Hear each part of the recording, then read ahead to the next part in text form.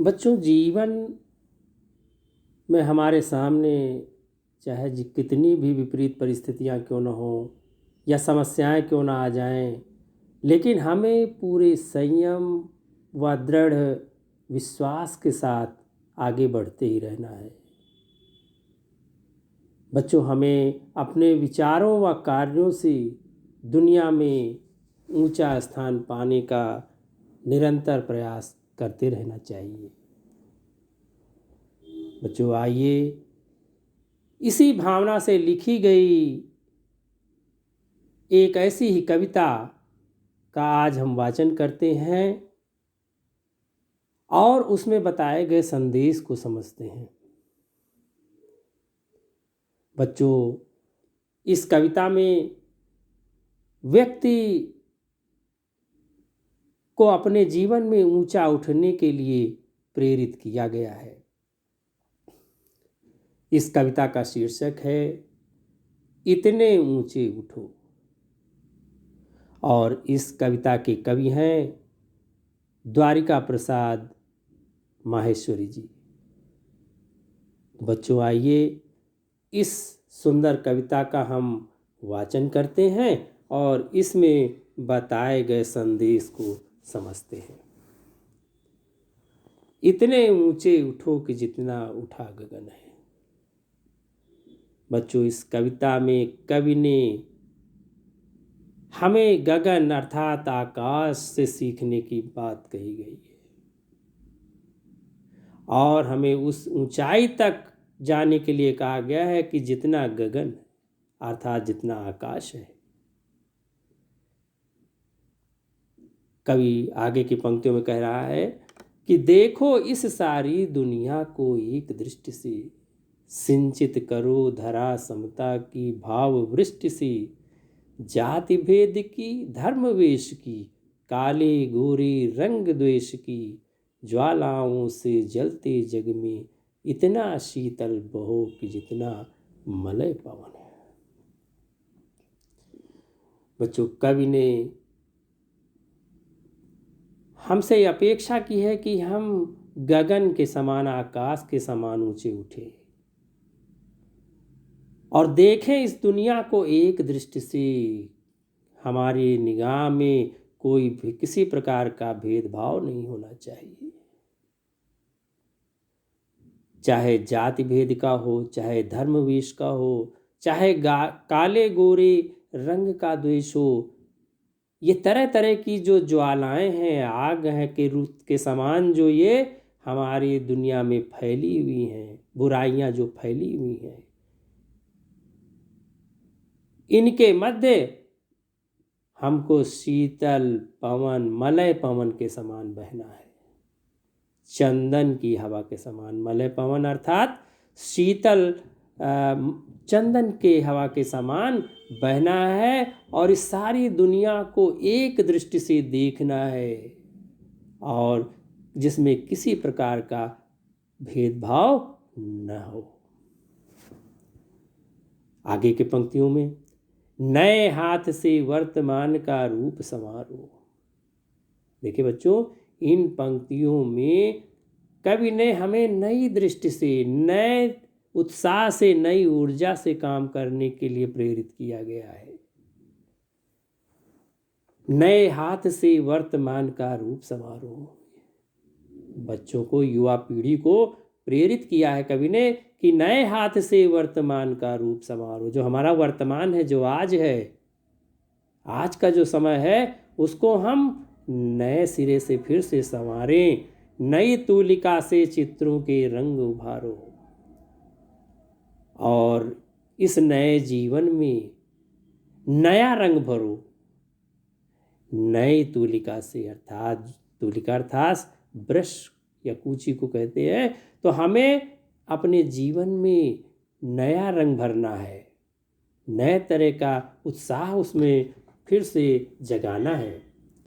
नए राग को नूतन स्वर दो, भाषा को नूतन अक्षर दो। हमारा जो राग है, हमारा जो कहने, जो हमें कहना है, उसमें हम नया स्वर दें अर्थात नई नई बातों को हम आगे बढ़ाएं।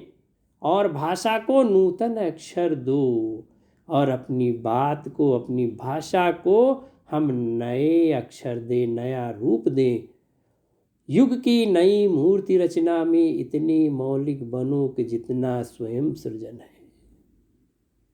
इस प्रकार सब कुछ हम नया करते हुए इस युग को की नई मूर्ति की रचना करें, अर्थात युग को नए रूप में बनाएं, और इतना नया बनाएं, इतना मौलिक बनाएं, इतने मौलिक बनो कि जितना स्वयं सृजन है। हमारे कार्य इतने मौलिक होने चाहिए, इतने बेसिक रूप से इतने अच्छे होने चाहिए कि जैसे प्रकृति बनाती है, प्रकृति कोई भेदभाव नहीं करती है, अच्छा से अच्छा बनाने का प्रयास करती है, उसी तरह हमें भी नया और मौलिक सृजन करना है। आगे की पंक्तियों में हम चलते हैं। लो अतीत से उतना ही जितना पोषक है। अतीत अर्थात जो बीता हुआ समय है, तो बीते हुए समय से हमको उतना ही लेना है जो हमारे लिए हितकारी है, जो अच्छा है, पोषक है, अच्छी बातों को ही आगे बढ़ाना है। जीर्ण शीर्ण का मोह मृत्यु का ही द्योतक है। जीर्ण शीर्ण अर्थात जो सड़ी गली बातें हैं, अगर सड़ी गली चीज़ों के प्रति हम अपना मोह रखेंगे तो उससे हमारा नुकसान ही होना है। तो जीर्ण शीर्ण का मोह मृत्यु का ही द्योतक है, तोड़ो बंधन रुके न चिंतन। जो भी तरह तरह की हमारे बंधन हैं, तरह तरह की जो हमको रोकने वाली चीज़ें हैं, उनके बंधनों को हमें तोड़ना है। और रुके न चिंतन, हमारे चिंतन करने का, विचार करने का तरीका कभी बंद न हो, कभी रुके नहीं। जीवन का सत्य चिरंतन धारा के शाश्वत प्रवाह में इतनी गतिमय बनो कि जितना परिवर्तन है। और ये हमारा जो जीवन है, जो बराबर चलता रहता है, शाश्वत धारा के समान, जैसे जल की धारा होती है, कभी रुकती नहीं है, एक रूप में हमेशा चलती रहती है। उसी तरह हमें अपने जीवन को गतिमान बनाना है, गतिशील नए ढंग से चलते रहना है, और इतने गतिमय बनो कि जितना परिवर्तन है। और हमारे जीवन में जो है गतिशीलता ऐसी हो जैसे कि परिवर्तन में होता है, परिवर्तन निरंतर चलता रहता है। आगे चलते हैं बच्चों। आगे की पंक्तियों में हम देखते हैं कि चाह रहे हम इस धरती को स्वर्ग बनाना। हमारी सबकी इच्छा होती है कि हम अपनी इस धरती को स्वर्ग बनाएं। स्वर्ग अर्थात एक अच्छी जगह, एक अच्छी जगह उसको बनाएं, ठीक है। तो चाह रहे हम अपने आसपास सब कुछ अच्छा बनाना चाहते हैं, तो चाह रहे हम इस धरती को स्वर्ग बनाना, अगर कहीं हो स्वर्ग उसे धरती पर लाना। हमारी इच्छा क्या होती है कि हम अपने आसपास सब कुछ अच्छा बनाएं, और अगर कहीं कुछ अच्छा मिले तो उसको भी अपने पास ले आएं। तो चाह रहे हम इस धरती को स्वर्ग बनाना, अगर कहीं हो स्वर्ग उसे धरती पर लाना। सूरज चांद चांदनी तारे सब हैं प्रतिपल साथ हमारे। हमारे साथ कौन कौन है? सूरज, चांद, चांदनी, तारे, ये सभी हमारे साथ हमेशा रहते हैं।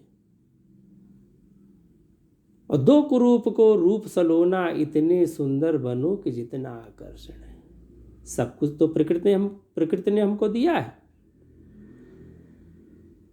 इतनी सुंदर सुंदर चीजें दी हैं, और जब हमारे पास सारे साधन हैं, सारे संसाधन हैं, तो जो कुछ भी हमारे पास अच्छा नहीं है उसको हम अच्छे रूप में उसको ढालें। दो कुरूप को रूप सलोना, जो कुछ अच्छा नहीं है उसको हम सुंदर रूप में ढालें। इन सब प्रकृति के जो हमको तत्व मिले हैं, जो प्रकृति के हमको साधन मिले हैं, इनकी सहायता से हम उसको अच्छा बनाएं, और इतने सुंदर बनो कि जितना आकर्षण है। और जब हमारी सारी दुनिया अच्छी बन जाएगी और हम उस अच्छे बन जाएंगे तो हम कितने अच्छे बने, इतने सुंदर बने, ये दुनिया इतनी सुंदर हो जाए कि जितना आकर्षण है ना। आकर्षित हम किससे होते हैं? अच्छी से अच्छी चीज़ से होते हैं, और हम इतनी अच्छी चीज़ बना दें कि जितना हमको किसी चीज़ से आकर्षण होता है उतनी अच्छी इस दुनिया को हम आज बना दें।